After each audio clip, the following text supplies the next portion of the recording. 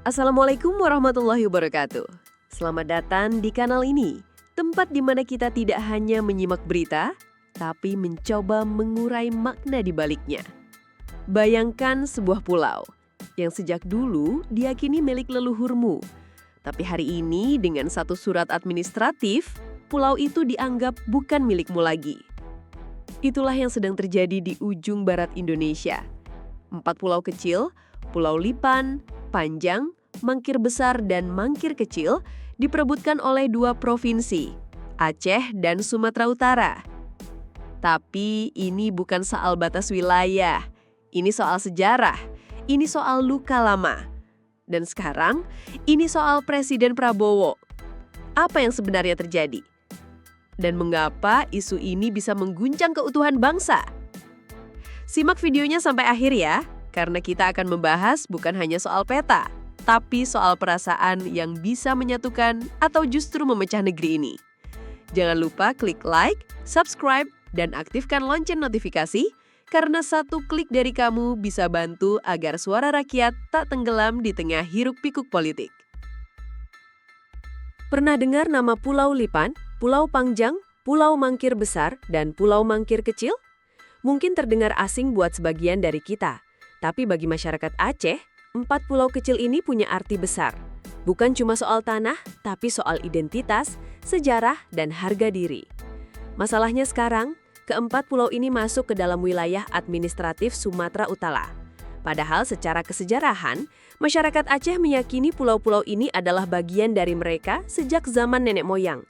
Bahkan jauh sebelum kata Indonesia dikenal dunia. Lalu, gimana ceritanya 4 pulau bisa berpindah provinsi? Jawabannya klasik, peta administratif pemerintah yang nggak pernah benar-benar ngobrol sama masyarakat. Semua serba teknis, serba angka, tanpa rasa. Dan inilah awal dari api lama yang mulai menyala kembali. Dulu kita semua tahu hubungan Aceh dan Jakarta sempat memanas. Ada sejarah panjang konflik, ketidakadilan, dan luka yang sudah coba disembuhkan lewat perdamaian. Tapi sekarang, sengketa pulau ini bisa membuka luka lama itu, kalau nggak disikapi dengan hati-hati. Masalahnya bukan cuma siapa yang berhak atas pulau, tapi siapa yang merasa dilangkahi. Dan kalau rakyat Aceh merasa tanahnya diambil tanpa suara mereka didengar, itu bukan soal administratif lagi. Itu jadi soal kepercayaan, soal harga diri. Sekarang semua perhatian tertuju pada Presiden Prabowo. Ia dikabarkan akan turun langsung menangani isu ini. Sebuah langkah besar, tapi juga penuh risiko. Karena yang sedang dipertaruhkan bukan cuma 4 titik kecil di laut, tapi persatuan bangsa dari luka sejarah yang belum sepenuhnya sembuh. Jangan salah langkah, karena api yang kecil bisa jadi besar kalau ditiup dengan ketidakpekaan. Di tengah ramainya isu sengketa 4 pulau antara Aceh dan Sumatera Utara, satu suara lantang muncul dari Senayan. Ketua Komisi 2 DPR RI, Rifki Nizami Karsayuda, angkat bicara. Tapi ini bukan pernyataan biasa. Ini peringatan keras yang ditujukan langsung ke Presiden Prabowo. Rifki bilang, masalah ini bukan cuma urusan administratif. Ini menyangkut sejarah dan perasaan masyarakat. Kalimat yang mungkin terdengar simpel, tapi punya makna dalam. Karena terlalu sering, masalah-masalah sensitif seperti ini diselesaikan hanya lewat tumpukan dokumen dan peta digital. Padahal, ada sisi manusiawi yang harus dilihat. Bayangkan saja, masyarakat Aceh yang merasa 4 pulau itu bagian dari tanah leluhur mereka, tiba-tiba diberitahu kalau secara administrasi, pulau-pulau itu bukan milik mereka lagi. Lalu siapa yang mereka tanya? Siapa yang bisa mereka percaya? Rifki mengingatkan, jangan sekali-kali main-main dengan hal seperti ini. Kalau nggak hati-hati, ini bisa picu disintegrasi bangsa, katanya. Dan itu bukan ancaman kosong. Kita semua tahu bagaimana sejarah hubungan Jakarta dan Aceh dulu sempat panas. Jangan sampai keputusan yang terlihat kecil ini justru memantik bara yang sudah lama tidur. Lebih tajam lagi, Rifki menyebut soal luka lama antara pusat dan Aceh yang dulu sempat berdarah-darah. Hari ini, luka itu mungkin tampak sembuh, tapi kita tahu bekasnya belum benar-benar hilang. Dan hal sesederhana geser wilayah bisa membuat luka itu menganga kembali. Inilah kenapa, menurut Rifki, Presiden Prabowo harus turun tangan dengan penuh kebijaksanaan. Jangan cuma pakai kacamata hukum atau data dari kementerian, tapi juga pakai hati, pakai telinga, dengarkan suara masyarakat. Karena dalam politik, yang paling sering dilupakan adalah rasa. Dan kalau rasa keadilan itu dilanggar, maka rakyat akan bicara dengan cara yang tidak bisa ditebak. Peringatan dari Gedung Wakil Rakyat ini harusnya jadi alarm, bukan hanya untuk Presiden Prabowo, tapi juga buat kita semua. Bahwa dalam urusan bangsa, hal kecil bisa jadi besar kalau kita gagal membaca detak jantung rakyat. Kalau bicara Aceh, kita nggak bisa lepas dari sejarah panjangnya dengan Jakarta. Dan itu bukan sejarah yang penuh senyum, bukan juga sejarah yang ditulis dengan tinta emas. Sebaliknya, ini adalah sejarah yang penuh luka, konflik, dan pengkhianatan rasa. Aceh bukan daerah biasa. Ia punya identitas kuat, punya warisan kerajaan, punya semangat perlawanan sejak zaman penjajahan. Dan ketika Republik Indonesia berdiri, Aceh bukan cuma ikut, tapi juga memberi. Memberi pesawat, memberi nyawa, dan memberi loyalitas. Tapi apa yang Aceh terima? Konflik, diskriminasi, ketidakadilan. Selama puluhan tahun, rakyat Aceh hidup dalam tekanan. Dulu, ada masa di mana status daerah operasi militer atau DOM membuat kehidupan warga serasa di medan perang, padahal mereka sedang duduk di rumah sendiri. Penembakan, razia, dan kekerasan menjadi makanan sehari-hari. Rakyat kehilangan keluarga, kepercayaan, bahkan harapan. Hingga akhirnya datang satu titik balik, Perjanjian Damai Helsinki tahun 2005. Setelah darah yang terlalu banyak tumpah, Aceh dan Jakarta sepakat untuk berdamai. Aceh diberi otonomi khusus, bendera sendiri, partai lokal, dan hak untuk mengatur rumah tangganya sendiri. Tapi damai itu mahal dan rapuh. Kini, sengketa 4 pulau ini terasa seperti ujian besar bagi perjanjian damai itu. Bagi rakyat Aceh, ini bukan cuma urusan batas wilayah, tapi soal janji. Janji bahwa Jakarta akan mendengar, bahwa pusat akan menghormati sejarah dan identitas lokal, bahwa kesalahan masa lalu tidak akan terulang. Tapi apa yang terjadi hari ini justru menimbulkan kecurigaan. Mengapa 4 pulau yang secara sejarah selalu dianggap bagian dari Aceh, kini tiba-tiba masuk ke Sumatera Utara, tanpa dialog, tanpa penjelasan, tanpa bicara dari hati ke hati. Rasa itu penting, karena rakyat Aceh bukan cuma hidup dengan logika, tapi dengan luka. Dan luka itu tidak bisa disembuhkan oleh SK atau lembar keputusan. Kalau pemerintah pusat tidak peka, maka yang terjadi bukan hanya protes, tapi bisa kembali muncul trauma lama yang selama ini dijaga agar tidak bangkit. Karena buat rakyat Aceh, ketidakadilan bukan hal baru. Mereka tahu rasanya, mereka hafal baunya. Dan mereka tidak akan diam jika luka itu kembali diusik. Presiden Prabowo Subianto dikabarkan akan turun langsung untuk menyelesaikan sengketa 4 pulau antara Aceh dan Sumatera Utara. Langkah ini langsung bikin publik pasang telinga. Karena ketika seorang presiden turun tangan langsung dalam urusan yang kelihatannya kecil, pasti ada sesuatu yang besar sedang dipertaruhkan. Tapi ini bukan cuma soal keputusan, ini ujian. Ujian pertama bagi Prabowo sebagai presiden, bukan dalam hal pertahanan, tapi dalam membaca psikologi bangsa. Pemerintah pusat dalam banyak kasus sering berada di posisi sulit. Di satu sisi harus menjamin stabilitas nasional, di sisi lain harus mendengar jeritan daerah yang merasa dipinggirkan. Dan sengketa 4 pulau ini adalah gambaran nyata betapa pelitnya menjaga keadilan dalam sistem yang kadang lebih mendengar angka ketimbang suara. Kalau Prabowo memutuskan pulau-pulau itu sah masuk Sumatera Utara, maka resiko kekecewaan besar dari rakyat Aceh tak bisa dihindari.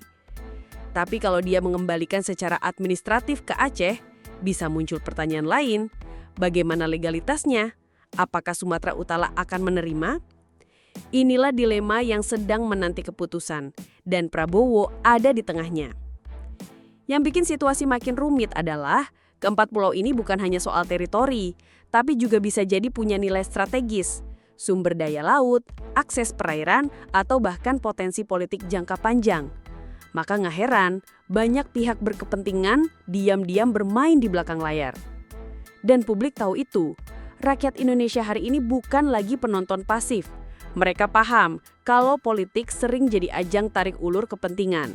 Maka, satu keputusan keliru dari istana bisa jadi bumerang besar. Nggak cuma untuk Prabowo, tapi untuk kepercayaan publik ke pemerintah pusat secara keseluruhan. Disinilah Prabowo diuji. Bukan sebagai jenderal, tapi sebagai negarawan. Apakah ia bisa membuktikan bahwa kepemimpinannya mampu menyeimbangkan hukum, rasa keadilan, dan persatuan? Satu keputusan soal pulau bisa jadi penentu apakah Indonesia sedang merawat keutuhan atau justru memantik perpecahan dari luka lama yang tak pernah benar-benar sembuh. Sekilas, 4 pulau kecil di perairan barat Indonesia ini mungkin tampak remeh. Tapi jangan salah, justru dari hal kecil seperti inilah benih disintegrasi bangsa bisa tumbuh kalau dibiarkan tanpa penanganan yang adil dan manusiawi. Rifki Nizami dari Komisi 2 DPR sudah memperingatkan kalau masalah ini ditangani secara kaku tanpa memperhatikan sejarah dan emosi rakyat, maka resikonya bukan sekadar protes, tapi bisa memicu retaknya kepercayaan. Dan itu lebih berbahaya dari sekadar sengketa wilayah. Karena gini, masyarakat Aceh bukan hanya melihat pulau-pulau itu sebagai tanah, tapi sebagai bagian dari identitas mereka. Dan ketika identitas itu diambil secara sepihak, mereka merasa diinjak. Dan kalau rakyat merasa diinjak, mereka bisa bicara dengan cara yang tak selalu bisa dikendalikan oleh meja-meja rapat. Apalagi sejarah sudah membuktikan, Aceh bukan wilayah yang mudah tunduk kalau diperlakukan tidak adil. Mereka sudah melewati masa kelam konflik, dan baru beberapa dekade terakhir mulai membuka lembaran damai. Tapi kalau sekarang mereka melihat pemerintah pusat kembali melangkahi hak dan sejarah mereka, luka itu bisa terbuka lagi. Dan kalau luka itu terbuka, bukan cuma Aceh yang berdarah, tapi keutuhan bangsa bisa ikut terguncang. Inilah kenapa persoalan ini bukan soal siapa yang lebih berhak, tapi siapa yang lebih bijak. Pemerintah harus lebih dari sekadar menentukan batas. Pemerintah harus hadir sebagai pemersatu rasa. Karena Indonesia ini terlalu besar kalau hanya disatukan oleh garis peta. Kita butuh kepercayaan, kita butuh rasa adil. Pulau boleh kecil, tapi efek sosialnya bisa besar. Kalau keputusan yang diambil tidak mempertimbangkan rasa keadilan rakyat Aceh, maka percayalah, kita sedang membuka pintu bagi disintegrasi yang pelan-pelan akan menggerogoti fondasi bangsa dari ujung barat. Kini, semua mata tertuju pada satu orang, Presiden Prabowo Subianto. Di pundaknya, bukan hanya nasib 4 pulau kecil yang diperebutkan, tapi juga harapan agar bangsa ini tetap utuh, tidak retak karena luka lama yang dibuka kembali dengan keputusan yang tak bijak. Rakyat tahu Prabowo bukan orang baru. Dia bukan tokoh yang asing dengan konflik. Dia pernah memimpin pasukan, pernah berdiri di garis depan pertahanan negara.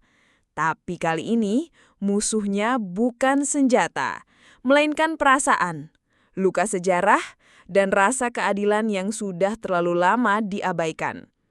Itulah kenapa banyak yang berharap besar bahwa Prabowo bisa lebih dari sekedar pemutus kebijakan, tapi juga pendengar yang tulus, penengah yang adil, pemimpin yang mengerti bahwa tanah bukan sekedar wilayah, tapi juga warisan rasa dan memori rakyat.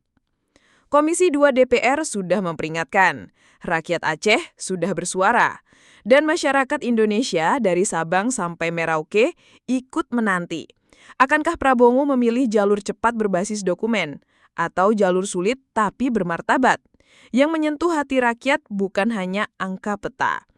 Harapan kami sederhana, bahwa negara ini tidak mengulang kesalahan masa lalu, bahwa Jakarta tidak lagi menatap daerah sebagai anak kecil yang harus diberitahu, tapi sebagai bagian setara dalam satu rumah bernama Indonesia. 4 pulau ini mungkin tak besar, tapi bisa jadi ujian pertama dan yang paling menentukan bagi pemerintahan Prabowo. Apakah ia akan menjadi pemimpin yang menyatukan atau pemicu retaknya pondasi bangsa yang sudah susah payah dibangun kembali pasca konflik? Kita semua menunggu, bukan hanya jawabannya, tapi cara menjawab. Karena kadang cara mendengar lebih penting dari cara memutuskan. 4 pulau mungkin terlihat kecil di peta, tapi dalam hati masyarakat Aceh, nilainya tak ternilai. Dan ketika mereka merasa tidak didengar, bukan hanya peta yang retak, tapi juga rasa percaya. Hari ini kita bukan hanya menunggu keputusan dari istana. Kita menunggu apakah pemimpin bangsa ini mampu membaca suara yang tak tertulis di dokumen, tapi terasa di dada setiap rakyatnya. Karena Indonesia bukan cuma dibangun dengan hukum dan regulasi, tapi dengan rasa keadilan, empati, dan keberanian untuk memilih yang benar meski sulit. Sekarang, giliran kamu. Menurutmu siapa yang paling berhak atas 4 pulau ini? Dan apa yang seharusnya dilakukan Presiden Prabowo? Tulis pendapatmu di kolom komentar. Jangan biarkan cerita ini berlalu begitu saja. Karena ini bukan hanya cerita Aceh. Ini cerita kita semua. Sampai jumpa di video selanjutnya. Wassalamualaikum warahmatullahi wabarakatuh. Salam untuk Indonesia yang tetap utuh karena kita saling mendengar.